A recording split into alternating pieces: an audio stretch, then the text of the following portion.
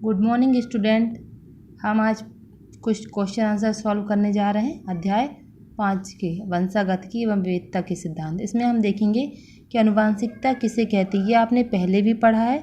आनुवंशिकता क्या कहलाती है? लक्षणों का एक पीढ़ी से दूसरी पीढ़ी तक पहुंचना क्या कहलाता है? आनुवंशिकता कहलाता है। दूसरा है इसमें टेस्ट क्रॉस एवं बैक क्रॉस को समझाइए। बैक क्रॉस, जब किसी संकर का किसी भी जनक से संकरण कराया जाता है तो उसे हम बैक क्रॉस कहते हैं। इसको हम उदाहरण के द्वारा देखेंगे तो आपको जल्दी समझ में आएगा। जैसे यदि हम कोई पौधा लेते हैं, शुद्ध लंबा पौधा लेते हैं और उसका क्रॉस हम कराते हैं शुद्ध बौने पौधे से। जब इनका हम क्रॉस कराते हैं तो जो इसमें हमको इनके लक्षण मिलेंगे तो एक क्या होगा, एक थोड़ा लक्षण यहाँ से आएगा, थोड़ा यहाँ से आएगा। दोनों के मिले जुले लक्षण से क्या बनेगा? संकरित लंबा पौधा बनेगा। ये शुद्ध लंबा पौधा नहीं है। शुद्ध लंबे पौधे में क्या होते? दोनों कैपिटल टी होते तो उसको हम शुद्ध लंबा पौधा कहते। यदि दोनों स्मॉल टी होंगे तो हम उसको शुद्ध बौना पौधा कहेंगे। ये क्या कहलाएगा? संकरित लंबे पौधे। और ये जब ये संकरित लंबे पौधे जिस स्टेज में, मतलब ये कौन सी स्टेज कहलाती है? F1 पीढ़ी कहलाती है, पहली जनरेशन।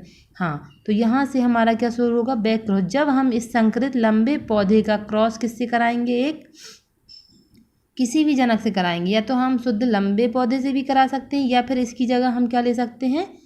शुद्ध बौना पौधा ले सकते हैं। जरूरी नहीं कि हम केवल शुद्ध लंबे पौधे ही लें, इसकी जगह पे हम शुद्ध बौने पौधे ही ले सकते हैं। तो ये क्या कहलाएगा? हमारा बैक क्रॉस कहलाएगा। इसको हम पूर्वज संकरण तथा प्रतीप संकरण भी कहते हैं। बैक क्रॉस को हम पूर्वज संकरण तथा प्रतीप संकरण भी कहते हैं।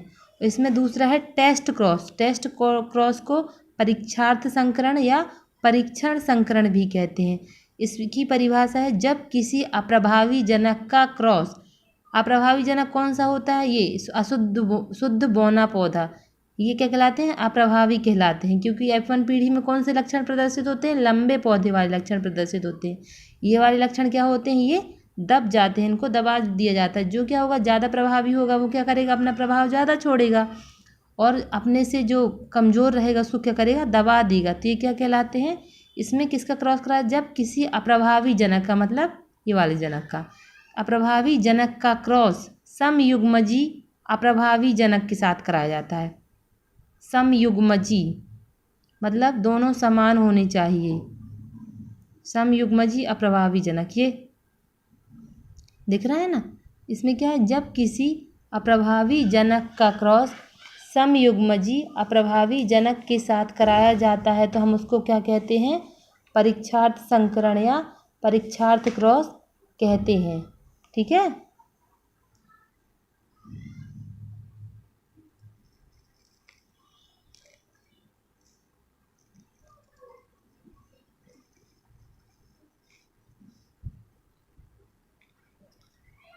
जैसे क्या दिया, ये स्मॉल कैपिटल टी और स्मॉल टी है ना, ये क्या है? संकरित पौधे है ना।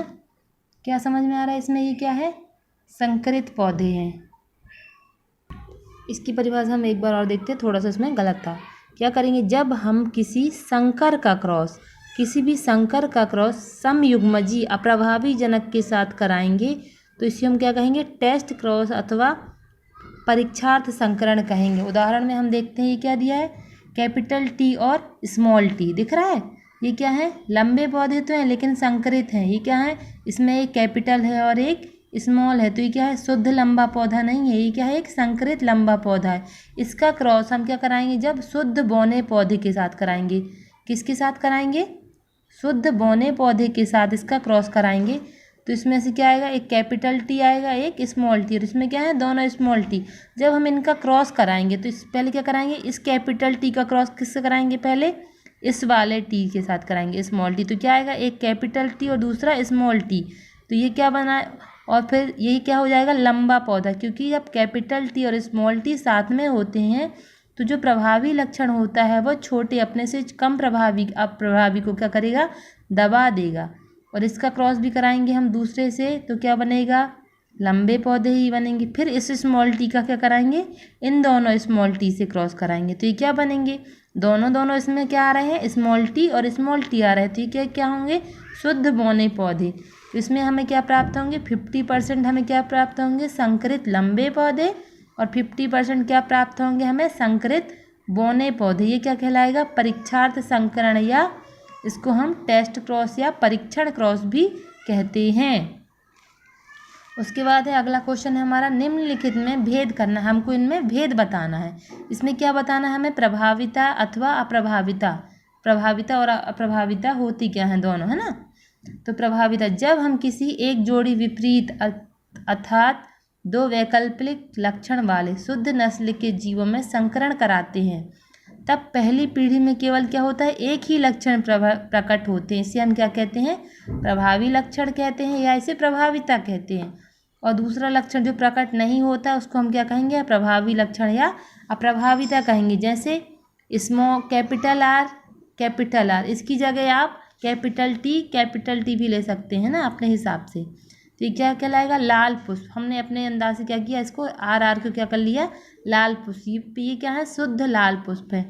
और इसका हम क्या कराएंगे, स्मॉल आर सफ़ेद पुष्प से जब हम इसका क्रॉस कराएंगे तो क्या होगा, एक आर इससे आएगा और एक स्मॉल आर इससे आएगा, तो क्या बनेगा, ये संकरित लाल पुष्प बनेगा। ये क्या कहलाएगा, F1 पीढ़ी। तो प्रभावी लक्षण हमारा क्या कहलाएगा, लाल। और जो दूसरा लक्षण प्रकट जो नहीं हुआ उसको क्या कहेंगे, हम अप्रभावी लक्षण कहेंगे। ठीक है। दूसरा है हमारा समयुग्मजी तथा विषमयुग्मजी में अंतर। समयुग्मजी क्या कहलाएगा, जब एक कारक या जीन के दोनों एलील समान होते हैं, इनको हम एलील कहते हैं। ये क्या होते हैं, जब दोनों समान होते हैं, जैसे दोनों कैपिटल टी हैं या दोनों स्मॉल टी हैं, तो ये क्या कहलाएगा, समयुग्मजी। और इसका उल्टा होता है विषमयुग्मजी, जब एक कारक के दोनों एलील समान नहीं होते, अलग अलग होते, जैसे एक कैपिटल टी होगा और दूसरा स्मॉल टी होगा, तो ये क्या कहलाएंगे, विषमयुग्मजी। और फिर समयुग्मजी में क्या होता है, जब जनन होता है तो जनन के समय क्या होते हैं, केवल एक ही प्रकार के युग्मक बनते हैं समयुग्मजी में, क्योंकि क्या है, दोनों एक ही हैं, तो क्या होगा, केवल एक ही प्रकार के युग्मक बनेंगे। और विषमयुग्मजी में जब जनन होता है तो क्या बनते हैं, इसमें दो अलग अलग प्रकार के युग्मक बनते हैं, क्योंकि एक क्या आएगा, एक कैपिटल टी आएगा और एक स्मॉल टी, दोनों अलग अलग प्रकार के युग्मक बनेंगे। ठीक है, थैंक यू।